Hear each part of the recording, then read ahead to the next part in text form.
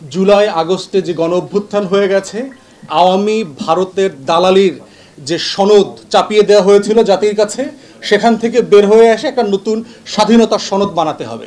জুলাই আগস্টে যে গণঅভ্যুত্থান হয়ে গেছে, আওয়ামী ভারতের দালালির যে সনদ চাপিয়ে দেওয়া হয়েছিল জাতির কাছে, সেখান থেকে বের হয়ে এসে একটা নতুন স্বাধীনতার সনদ বানাতে হবে। ওই আকাঙ্ক্ষাকে এক্সটেন্ড করতে হবে।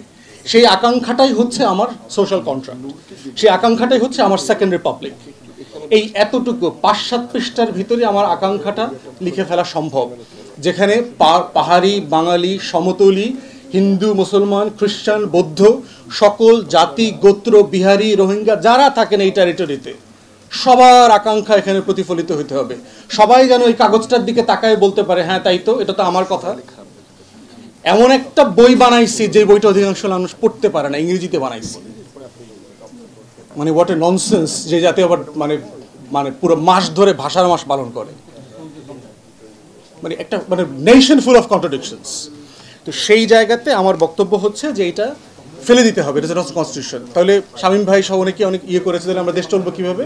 সারা দুনিয়াতে আছে, আমরা যারা বাইরে পড়াশোনা করেছি আমরা দেখেছি পুরাতন আইন বাতিল এবং নতুন আইন এনফোর্স করার ভিতরে একটা ট্রানজিশনাল অ্যারেঞ্জমেন্ট থাকে, যে নতুন কিছু ড্রাফট শৈলীর সাথে সাথে এটা ডিসফাংশনাল হয়ে যায় না। এটা আপনি 1 বছর, 2 বছর, 3 বছর নেবেন, সবার সাথে কনসালটেশনের উপরে ভিত্তি করে। সংবিধান বিতর্কটা আমাদেরকে সেন্ট্রালি করতে হবে, কিন্তু এই জায়গাটা মাথায় রাখতে হবে যে এটা দিয়েই রাষ্ট্র পরিবর্তন হবে না, নতুন বাংলাদেশ হবে না, বাংলাদেশের সব সমস্যার সমাধান হয়ে যাবে না। সংবিধানে যা ছিল তার অধিকাংশ তো আমরা মানি নাই, অনেক ভালো ভালো কথা লেখা ছিল। আমি এটাকে সংবিধানই মনে করি না, it's a book of laws and acts and statutes হয়ে গেছে প্রত্যেকটা। মানে আমি যদি if I go through the provisions, এই রাষ্ট্রের নাম কি হবে, এই রাষ্ট্রের ভাষা কি হবে, এই রাষ্ট্রের জাতীয় সঙ্গীত কি হবে, সেগুলো পর্যন্ত সংবিধানে লেখা থাকতে হয়। সংবিধান আর আইন এই দুইটা শব্দের পার্থক্যটা এই দেশের বিজ্ঞজনরা বোঝেন নাই, যারা বিগ শট মনে করে, যাদেরকে আমরা the great draughtsman of the nation.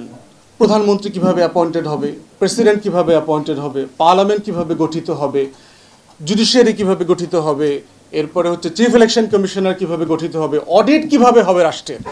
Pakistan রাষ্ট্রকে তালাক দিলাম, যেই রাষ্ট্রটা আমরা বানিয়েছিলাম। পাকিস্তান রাষ্ট্র তো আজকের পাকিস্তানিরা বানায় নাই, পাকিস্তান রাষ্ট্র তো বানাইছে বাঙালি মুসলমান আর বাঙালি নিম্ন বর্ণের হিন্দুরা মিলে। তাহলে যে রাষ্ট্র আমি বানায় তালাক দিছি, ওটাই তো আবার নতুন রাষ্ট্র আকাঙ্ক্ষা। তাহলে রাষ্ট্র আকাঙ্ক্ষাটা হচ্ছে সংবিধান, ইয়ার্ডস্টিক।